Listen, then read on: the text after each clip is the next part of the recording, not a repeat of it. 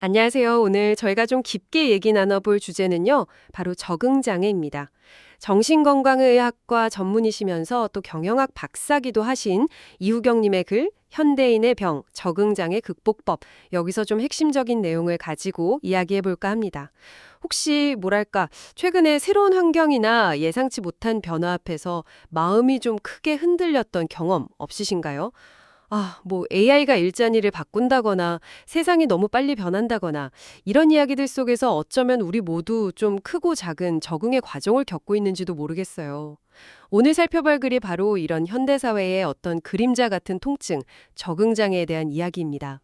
그래서 이번 시간에는 이 글을 보면서 적응장애가 정확히 뭐고 왜 요즘 우리 주변에서 이렇게 자주 이야기가 되는지 그리고 가장 중요하죠. 이 어려움을 우리가 어떻게 좀 이해하고 헤쳐나갈 수 있을지 그 핵심 통찰이랑 실질적인 조언들 딱 얻어가시는 걸 목표로 해보겠습니다. 자, 그럼 본격적으로 한번 시작해볼까요? 네, 먼저 적응장애가 도대체 뭐냐? 이 개념부터 좀 확실하게 하는 게 좋을 것 같아요. 글을 보면요, 적응장애라는 건 어떤 특정 스트레스나 환경 변화 뒤에 나타나는 감정적, 행동적 어려움을 말합니다. 이게 꼭 뭐 취업, 결혼, 이직, 이별처럼 아주 큰 변화뿐만 아니라 직장 내 승진이나 부서 이동, 심지어 뭐 이사 같은 비교적 일상적인 변화 다음에도 겪을 수 있다는 점이 좀 중요해요.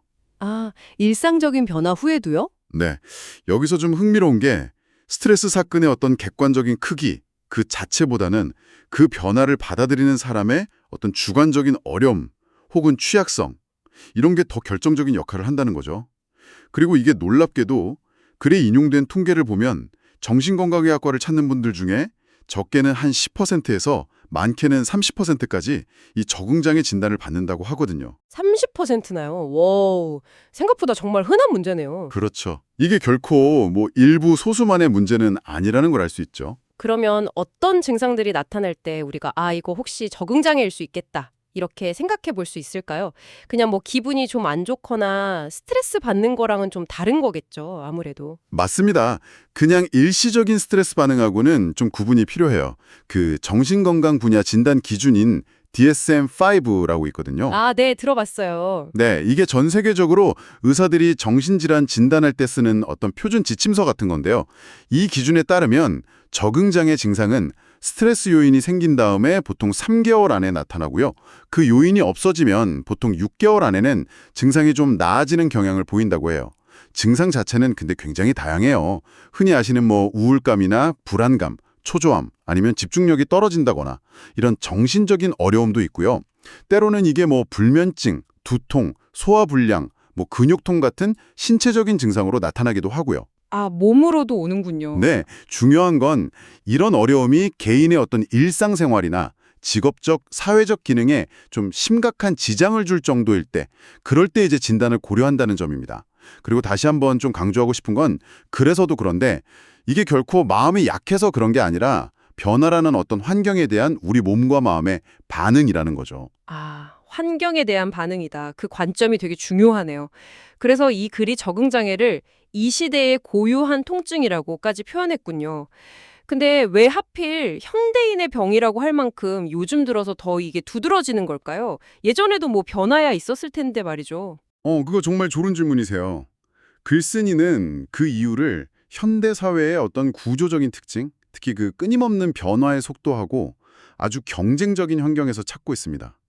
예를 들면 뭐 AI 기술 발전 때문에 앞으로 한 5년 안에 수백만 개 일자리가 사라질 수도 있다. 이런 예측들이 이제 현실로 다가오면서 변화라는 게 이제 선택이 아니라 거의 뭐 생존을 위한 필수가 돼버린 거죠. 생존이요. 네. 그래서 인용한 말이 있잖아요. 내가 변하지 않으면 세상이 나를 바꾼다. 이게 그냥 뭐 문학적인 표현이 아니라 굉장히 현실적인 압박으로 다가오는 그런 시대라는 겁니다. 와, 적응 자체가 진짜 생존 능력이 된 시대다. 그런 말씀이시네요.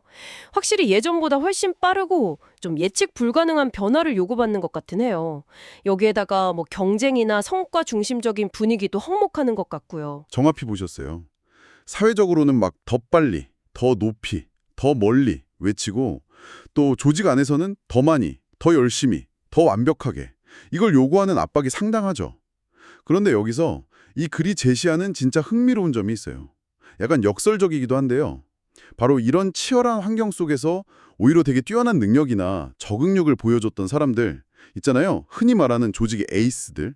이런 사람들조차도 적응장애 함정에 빠질 수 있다는 겁니다. 네. 에이스들이 오히려 더 위험하다고요?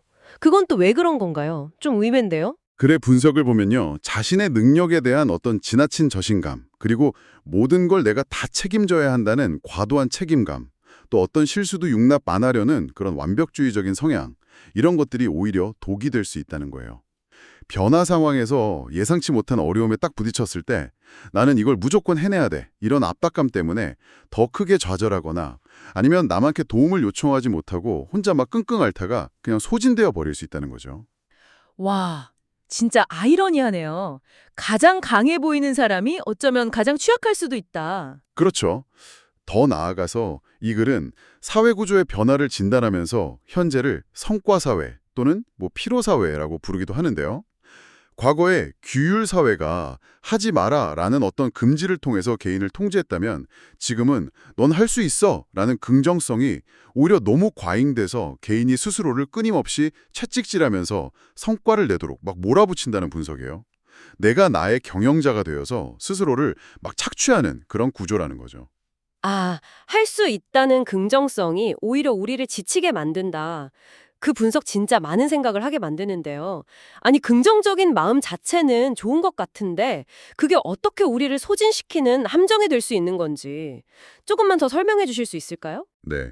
그래서는 긍정성 그 자체가 문제라기보다는 그게 어떤 무한 긍정이나 성과 강박으로 이어질 때 문제가 된다고 지적을 해요. 그러니까 실패나 어려움 아니면 좀 부정적인 감정을 인정하고 받아들이기보다는 무조건 할 수 있다고 막 자신을 다그치고 남들보다 더 나은 성과를 내야 한다는 압박에 시달리게 된다는 거죠.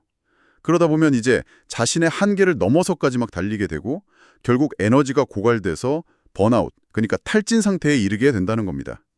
여기서 글은 좀 근본적인 질문을 던지는 거죠. 과연 이렇게 끊임없이 성과만 추구하는 삶이 우리를 진짜 행복하게 만드는 길인가? 하고요. 듣고 보니까 정말 같은 변화를 겪어도 사람마다 받아들이는 방식이나 힘들어하는 지점이 참 다른 것 같아요. 그래서도 이런 개인차에 대해서 언급하고 있죠. 그렇습니다. 그래서는 사람들이 변화에 대처하는 방식을 크게 두 가지 경향성으로 나눠서 설명을 해요. 하나는 좀 긍정적인 태도를 가진 사람들인데 이분들은 비교적 낙천적이고 좀 미래지향적이고 어려움 속에서도 어떻게든 기회를 찾으려고 하고 좋은 결과를 얻기 위해서 적극적으로 행동하는 경향. 이걸 이제 접근 동기라고 하는데 이게 강하다고 합니다. 반면에 좀 부정적인 태도에 익숙한 사람들은 뭐랄까 다소 비관적이거나 아니면 과거의 실패 경험 같은 거에 좀 얽매 있는 경향을 보일 수가 있어요. 그래서 이분들은 나쁜 결과를 피하기 위해서 좀 조심스럽게 행동하거나 아예 시도를 주저하는 그런 회피 동기가 더 강하게 작용할 수 있다고 분석을 합니다. 아, 접견 동기랑 회피 동기. 네. 물론 이게 딱 칼로 무자르듯 나뉘는 건 아니고요. 그냥 그런 경향성이 있다는 설명이죠. 네, 그쵸. 이런 개인적인 적응의 어려움이 단순히 개인 문제로 끝나는 게 아니고 우리가 속한 조직, 특히 요즘 기업들이 엄청 강조하는 ESG 경영, 이런 거시적인 목표에도 영향을 미칠 수 있다. 이 분석이 되게 흥미로웠어요. 그 연결고리가 정확히 어떻게 되는 건가요? 바로 그 지점이 이 글의 아주 날카로운 통찰 중 하나라고 저도 생각합니다. 직장인 개개인이 겪는 어떤 적응의 어려움, 그러니까 심리적으로 불안정한 상태가 기업의 ESG 경영 내재화에 걸림돌이 된다는 지적이에요. ESG 내재화요? 그게 구체적으로 어떤 식으로 걸림돌이 된다는 거죠? 그러니까 ESG 경영이라는 것 자체가 사실 조직 구성원들한테 새로운 기준이나 행동 변화를 요구하는 경우가 많잖아요. 예를 들어서 새로운 친환경 정책을 도입한다거나 다양성을 존중하는 문화를 만든다거나 아니면 윤리적인 의사결정을 강조한다거나 하는 것들이요. 그런데 만약에 구성원들이 이미 잦은 조직 개편이나 과도한 업무 부담 때문에 심리적으로 막 지쳐있고 변화에 대한 피로감이 높은 상태라면 어떨까요? 아, 그쵸. 힘들겠죠. 네. 이런 상황에서 ESG라는 또 다른 변화, 과제가 딱 주어졌을 때 이걸 우리 모두와 사회를 위한 가치 있는 일, 이렇게 받아들이기보다는 또 나한테 떨어진 추가적인 부담이나 저거 그냥 경영진 보여주기식 활동 아니야? 이렇게 치부하기 쉽다는 거죠.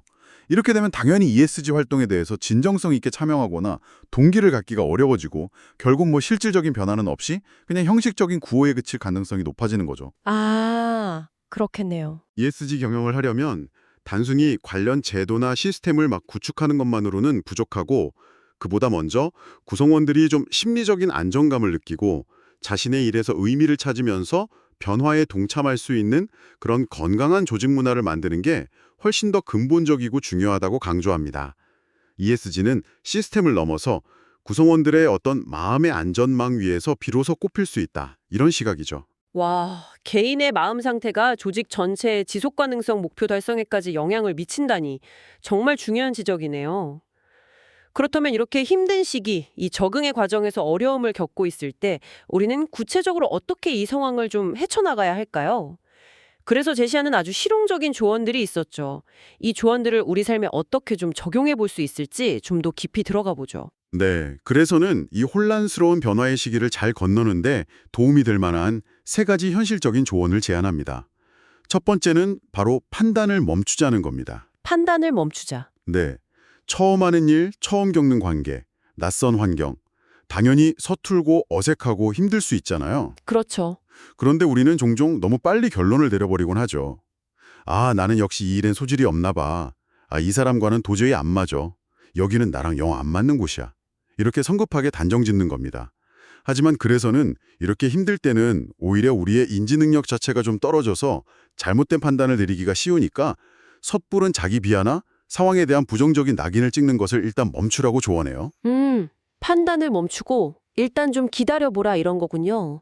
근데 사실 힘들 때는 객관적으로 상황을 보기가 어렵고 자꾸 부정적인 생각에 빠지기 쉬운데 이걸 어떻게 멈출 수 있을까요? 그게 좀 어려울 것 같은데요? 하고 일단 알아차리고 그 생각에 즉각적으로 막 동의하거나 반박하기보다는 잠시 좀 거리를 두는 연습을 해보는 거죠.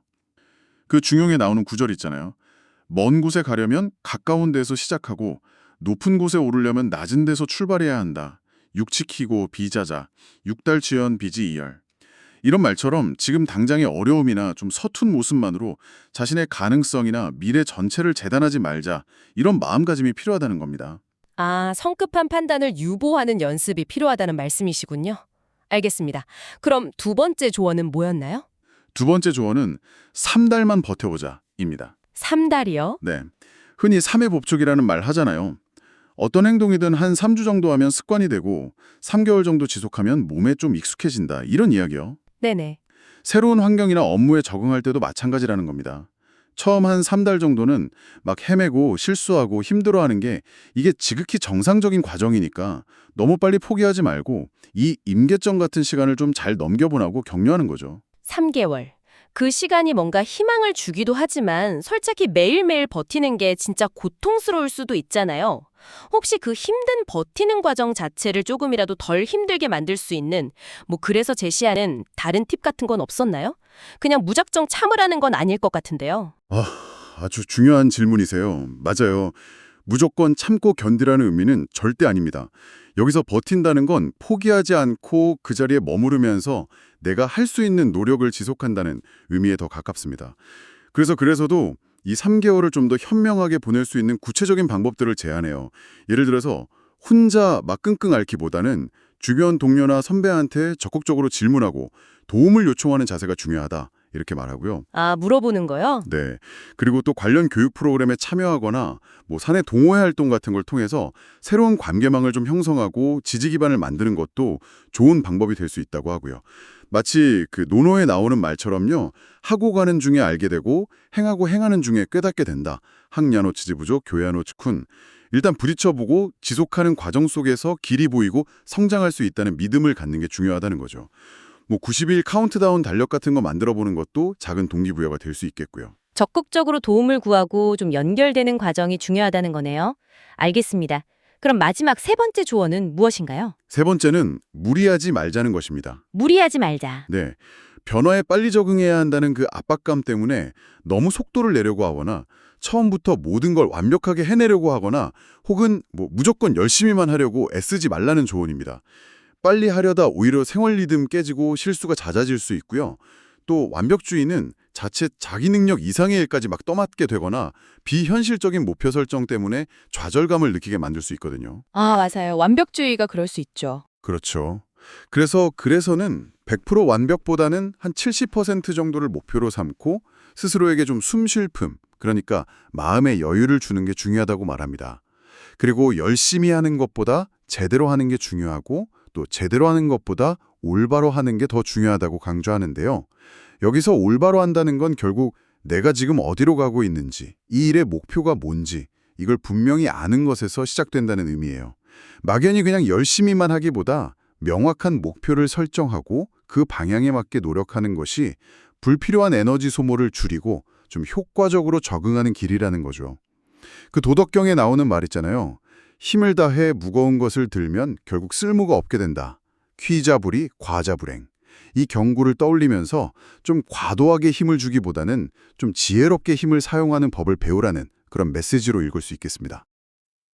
오늘 이유경님의 글을 통해서 적응장애에 대해 정말 깊이 있게 들여다봤는데요. 이렇게 쭉 이야기를 나누면서 제 마음에 가장 크게 남는 건 이 적응의 어려움이라는 게 결코 개인의 나약함이나 실패를 의미하는 게 아니라는 점인 것 같아요. 오히려 이렇게 빠르게 변하고 예측 불가능한 시대를 살아가는 우리 모두가 겪을 수 있는 지극히 자연스러운 반응이고 어쩌면 그 흔들림을 통해서 우리는 이전보다 더 단단해질 기회를 얻는 것일지도 모르겠다 이런 생각이 듭니다. 글의 마지막에 인용된 구절이 참 마음에 와닿았어요. 지금은 버티는 것이 가장 현명한 적응이다. 흔들리는 지금 그대는 이미 잘하고 있다. 혹시 지금 새로운 변화 앞에서 좀 힘든 시간을 보내고 계시다면 이 말을 꼭 기억해 주시면 좋겠습니다. 여러분은 이미 충분히 잘 해내고 계신 거예요. 여기서 저는 한 걸음만 더 나아가서요. 오늘 나눈 이야기를 바탕으로 여러분 스스로에게 한번 던져볼 만한 질문을 하나 제안하면서 마무리하고 싶습니다. 오늘 저희가 주로 다룬 내용은 스트레스나 변화라는 어떤 특정 사건이 발생한 후에 우리가 어떻게 반응하고 적응하며 극복할 것인가 여기에 좀 초점이 맞춰져 있었잖아요. 네, 그랬죠.